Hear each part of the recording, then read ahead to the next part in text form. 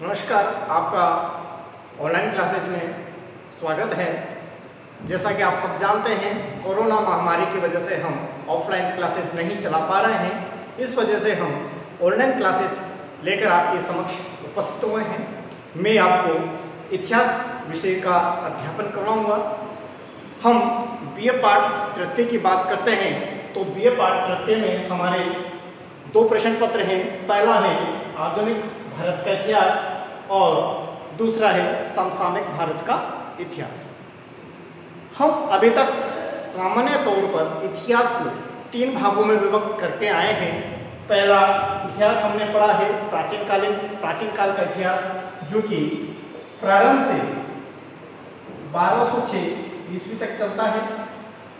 मध्यकालीन भारत 1206 से 1761 ईस्वी तक चलता है और आधुनिक भारत है 1761 से 1947।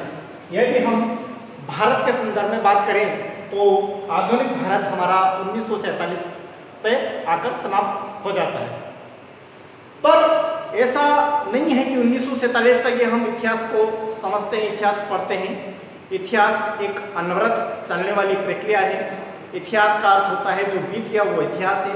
तो 1947 के बाद जो भी घटनाक्रम चलता रहा हमारे देश में, उसे हम समसामयिक भारत के इतिहास में प्रश्न पत्र के अंतर्गत पढ़ेंगे। हमारे पाठ्यक्रम में समसामयिक भारत का इतिहास 1947 से 2000 ईस्वी तक का दिया गया है। समसामयिक का अर्थ होता है कि हमारे समय के आसपास या उसके पिछले 50-60 वर्षों में जो भी घटनाएं घटित हुई हैं वो समसामयिक भारत में हम पढ़ेंगे। अब जब बात हम हमारे सिलेबस की करते हैं तो हमारे सिलेबस में हमें 5 यूनिट पढ़नी है इस सेकंड पेपर में। सबसे पहले हम यूनिट फर्स्ट की बात करते हैं। यूनिट फर्स्ट के अंतर्गत जो हमको पढ़ना है वो देशी रियासतों का एकीकरण जो वाला टॉपिक हम सर्वप्रथम लेंगे। सबसे पहले जो टॉपिक हमको पढ़ना है वो है देशी रियासतों का एकीकरण।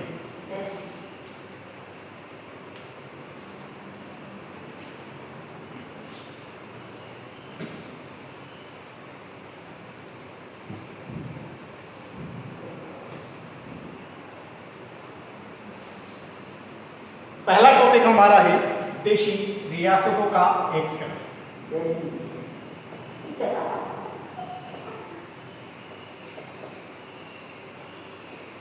देशी रियासतों का एकीकरण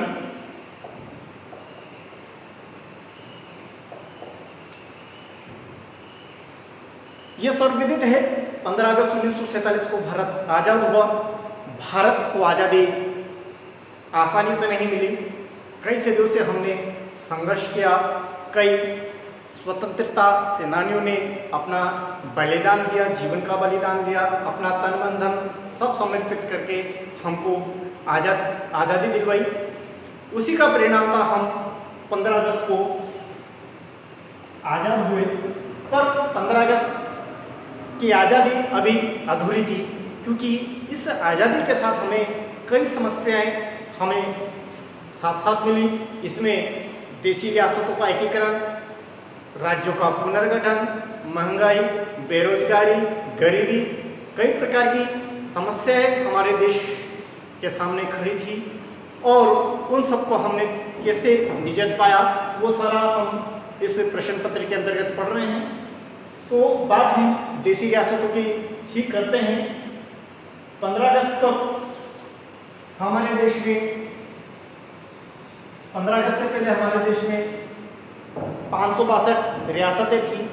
562 रियासतें 40% भूभाग पर अधिकार किए हुए थी और ये रियासतें अंग्रेजों द्वारा पोषित थी, क्योंकि अंग्रेज ये नहीं चाहते थे कि अपने साम्राज्यवादी हित को देखकर वो नहीं चाहते थे कि इन्हें हम खत्म करें, तो वो इनका अस्तित्व बनाए रखना चाहती थी और अंग्रेजों ने इसका अस्तित्व भी बनाए रखा। परंतु जैसा कि हम देख पा रहे हैं 562 रियासतें थी। अगर 562 रियासतें अपना स्वतंत्र अस्तित्व बनाए रखती तो आज हम भारत के 562 टुकड़े पाते। तो ये एक बहुत बड़ी समस्या हमारी राष्ट्रीय एकता व अखंडता के लिए बनकर उभरी। उस काल में भारत, दो प्रकार के भारत थे। एक तो था ब्रिटिश भारत और एक था देसी रियासतों वाला भारत। ब्रिटिश भारत का संचालन या इसका प्रशासन सीधे ब्रिटिश हुकूमत के द्वारा संचालित हो रहा था। ब्रिटिश नियम यहाँ पर लागू होते थे, ब्रिटिश जितने भी सुधार थे वो यहाँ पर लागू होते थे, किंतु देसी रियासतों में ऐसा नहीं था। इसका संचालन राजा महाराजाओं के द्वारा होता था और यहाँ पर किसी भी प्रकार के सुधार प्रजा को नहीं मिल रहे थे। देसी राजा महाराजाओं का ब्रिटिश सर्वोच्चता इनके ऊपर थी। पर 3 जून 1947 की माउंट बेटन योजना के द्वारा 3 जून 1947 की माउंट बेटन योजना के द्वारा देसी रियासतों की जो ब्रिटिश सर्वोच्चता थी उसे समाप्त कर दिया गया और इन्हें एक विकल्प दे दिया गया, या तो ये भारत में सम्मिलित हो सकती थी या पाकिस्तान में। किंतु ये जितने भी देसी रियासतें थी अपना स्वतंत्र अस्तित्व रखना चाहते थे। देसी रियासतों के बात अगर हम यहाँ करते हैं, यहाँ की प्रजा की बात अगर करते हैं, तो प्रजा को किसी भी प्रकार का कोई अधिकार नहीं मिला हुआ था। विशेषतः देसी रियासतों में न तो इनको संगठन बनाने की अनुमति थी, न अपने प्रशासनिक सुधार करने की अनुमति थी। एक प्रकार से देखा जाए तो ये काफ़ी पिछड़े हुए थे इसकी अपेक्षा, ब्रिटिश भारत की अपेक्षा।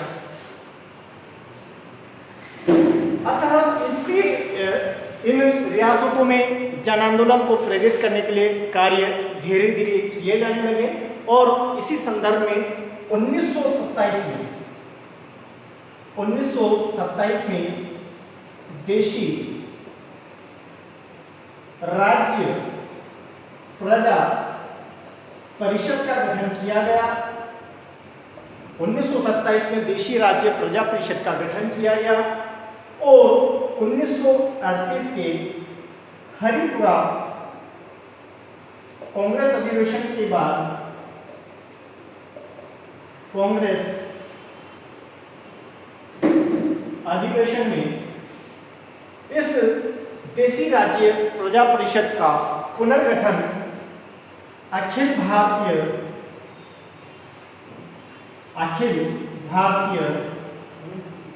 प्रजा परिषद के नाम से किया गया। 1927 में जो संगठन बना उसका नाम था देसी राज्य प्रजा परिषद और 1938 में जो संगठन बना वो इसी का पुनर्गठन था और उसका नाम था अखिल भारतीय प्रजा परिषद। इस प्रजा परिषद का कार्य देसी रियासतों के आम नागरिकों को जन आंदोलन के लिए प्रेरित करना था, उन्हें अपने प्रशासनिक, राजनीतिक और आर्थिक सुधारों के लिए मांग करनी थी और उन मांग के लिए प्रजा को जन आंदोलन के लिए प्रेरित करना था ताकि वो अपने राजाओं से इसके सुधार की बात कर सके। अतः यहाँ का उद्देश्य यह हो गया कि एक उत्तरदायी प्रशासन की स्थापना, इनका उद्देश्य यह हो गया कि ये एक उत्तरदायी प्रशासन यहाँ पे विकसित करें। पर ब्रिटिश गवर्नमेंट के प्रभाव से ये रियासतें अपना प्रभुत्व बनाए रखी हुई थी और ये नहीं चाहती थी कि किसी भी प्रकार से इनके जो पैतृक अधिकार इनको मिले हुए हैं वो इनको ख़त्म करें, इनका बंद करें। अर्थात इन्होंने माउंटबेटन योजना के बाद अपने आप को स्वतंत्र रखने का निर्णय लिया। अब देश के साथ समस्या, इन रियासतों को किस प्रकार से एकीकृत किया जाए, एक भारतीय संघ में इनको सम्मिलित किया जाए अतः यह भारतीय प्रशासन के लिए गंभीर चुनौती थी। इसी की उद्देश्य से 5 जुलाई 1947 को रियासत विभाग का गठन किया गया। 5 जुलाई 1947 को रियासत विभाग का गठन किया गया और इसके मंत्री सरदार वल्लभ भाई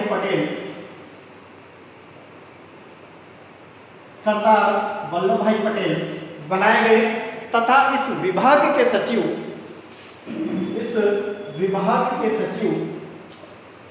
वी.पी. मेनन को बनाया गया। इस विभाग के सचिव वी.पी. मेनन को बनाया गया और सरदार पटेल इस बड़े कार्य में जुड़ गए और उन्होंने प्रयास करना शुरू कर दिया कि किस प्रकार से इन सभी रियासतों को भारतीय संघ में एकीकृत किया जाए। 15 अगस्त 1947 तक केवल 3 रियासतों को छोड़कर सभी रियासतें भारतीय संघ में सम्मिलित हो गई और वे 3 रियासतें थी जूनागढ़, हैदराबाद और कश्मीर। केवल 3 रियासतें जूनागढ़, हैदराबाद व कश्मीर। ये 3 रियासतें भारतीय संघ में सम्मिलित नहीं हुई, बाकी सभी रियासतें भारतीय संघ में सम्मिलित हो गई। इन रियासतों को भारतीय संघ में और 562 रियासतों को भारतीय संघ में सम्मिलित करने का कई कारण थे, क्योंकि ये रियासतें भारत की अखंडता के लिए एक खतरा थी। ये रियासतें अपने आप में अगर स्वतंत्र हो जाती तो भारत के कई टुकड़े हो सकते थे। इसके अलावा इन रियासतों की जो भारत के प्रति जो निष्ठा थी वो भी संदिग्ध थी। ये कई रियासतें ऐसा कार्य करते थे जो भारतीय एकता के लिए खतरा कर सकते थे। इसके अलावा ये रियासतें काफ़ी सारा फिजूल खर्ची अपने साथ किया करती थी और इस फिजूल खर्ची का प्रजा को कोई लाभ नहीं होता था। और इन सब में भी सरदार वल्लभ भाई की कूटनीति थी और सरदार वल्लभ भाई पटेल ने अपनी आम जनता को ललकारा, देशभक्ति के लिए उनको प्रेरित किया और उन्हें आग्रह किया कि वो भारतीय संघ में सम्मिलित हो जाएं। और इसी का परिणाम हम देखते हैं कि 15 अगस्त तक केवल 3 रियासतों को छोड़कर सभी रियासतें भारतीय संघ में सम्मिलित हो गई। अब हम बात करते हैं पहली रियासत जूनागढ़ रियासत कि जूनागढ़ रियासत का एकीकरण किस प्रकार से किया गया। तो पहली रियासत है जूनागढ़ रियासत। जूनागढ़ रियासत भारत के गुजरात राज्य के सौराष्ट्र में स्थित है। जूनागढ़ गुजरात राज्य के सौराष्ट्र में स्थित थी। ये एक बहुत ही छोटी रियासत थी। इसका किसी भी प्रकार से पाकिस्तान के साथ कोई भू संपर्क नहीं था। इसका किसी भी प्रकार से पाकिस्तान के साथ कोई भू संपर्क नहीं था।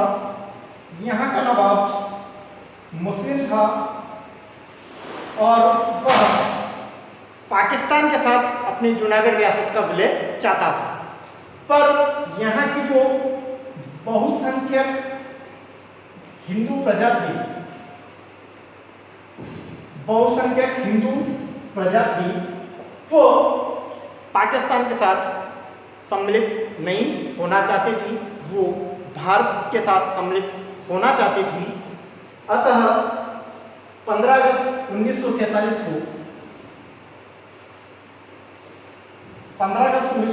को नवाब ने पाकिस्तान के साथ समर्थन पर उन्होंने बात करना शुरू कर दिया। इस वजह से यहाँ की प्रजा के प्रति विद्रोह शुरू हो गए और प्रजा ने यहाँ पर काफ़ी विद्रोह किया, विरोध किया और इसी विरोध के चलते यहाँ का नवाब पाकिस्तान चला गया। यहाँ का नवाब पाकिस्तान भाग गया और इसके पाकिस्तान जाते ही इस क्षेत्र में अराजकता व अशांति की स्थिति उत्पन्न हो गई। इस समय यहाँ के जो दीवान थे वो शाह नवाज भुट्टो थे। शाह नवाज भुट्टो ने भारतीय सरकार से आग्रह किया कि वे यहाँ आए और इस स्थिति को संभालने का कोशिश करें। भारतीय सेना यहाँ आई और शांतिपूर्वक तरीके से भारतीय सेना ने इस विद्रोह को शांत किया, पर हमारे तत्कालीन प्रधानमंत्री जवाहरलाल नेहरू व सरदार वल्लभ भाई पटेल किसी भी प्रकार की सेना के हस्तक्षेप से बच रहे थे और वो नहीं चाहते थे कि भारतीय सेना अपनी दमनकारी नीति या जोर जबरदस्ती से इस जूनागढ़ रियासत को अपने साथ मिलाए। अतः जवाहरलाल नेहरू के सुझाव पर यहाँ पर एक जनमत संग्रह करवाया गया। यह जनमत संग्रह जूनागढ़ की रियासत ने किया। यह जनमत संग्रह जूनागढ़ रियासत की प्रजा ने किया और इस जनमत संग्रह में जूनागढ़ रियासत ने व्यापक तरीके से भारतीय संघ में सम्मिलित होने का समर्थन किया और इस प्रकार से 1 फरवरी को ये संग्रह हुआ था, जनमत संग्रह हुआ था और 1 फरवरी 1948 को भारतीय जनता ने, जूनागढ़ की रियासत ने, वहाँ की प्रजा ने भारतीय संघ में सम्मिलित होने का अपना समर्थन दिया और इस प्रकार से जूनागढ़ रियासत भारतीय संघ में सम्मिलित हो गई। इसको हम एक बार वापस से देखते हैं। जूनागढ़ रियासत का एकीकरण। जूनागढ़ रियासत गुजरात राज्य के सौराष्ट्र में स्थित थी, एक बहुत छोटी रियासत थी। यहाँ का कोई किसी भी प्रकार से पाकिस्तान से कोई संपर्क नहीं था, चारों ओर से भारतीय क्षेत्र से जुड़ी हुई थी। यहाँ का जो नवाब था वो मुस्लिम था और यह पाकिस्तान के साथ अपना समर्थन दे रहा था, जबकि यहाँ बहुसंख्यक जो प्रजाति वो हिंदू थी और वो भारतीय संघ में सम्मिलित होना चाहती थी। नवाब जनता का विद्रोह देखते हुए पाकिस्तान चला गया। शाह नवाज भुट्टो के आग्रह पर भारतीय सेना ने यहाँ हस्तक्षेप किया, किंतु जवाहरलाल नेहरू ने किसी भी कठोर सैन्य कार्रवाई करने से मना किया और यहाँ पर एक जनमत संग्रह कराया गया। जनमत संग्रह में 1 फरवरी 1948 को ये संग्रह हुआ और इस जनमत संग्रह में पाकिस्तान के साथ इन्होंने अपना समर्थन नहीं दिया और भारतीय संघ में सम्मिलित होने के लिए इन्होंने व्यापक रूप से अपना समर्थन यहाँ की प्रजा ने दिया और इस प्रकार से पहली रियासत जूनागढ़ रियासत का भारतीय संघ में एकीकरण हो गया और जूनागढ़ रियासत भारतीय संघ का एक अभिन्न भाग बन गई। इसके बाद जो रियासत थी वो हैदराबाद व कश्मीर रियासत है। इनके बारे में अगली कक्षा में हम इसका अध्ययन करेंगे। तब तक के लिए धन्यवाद।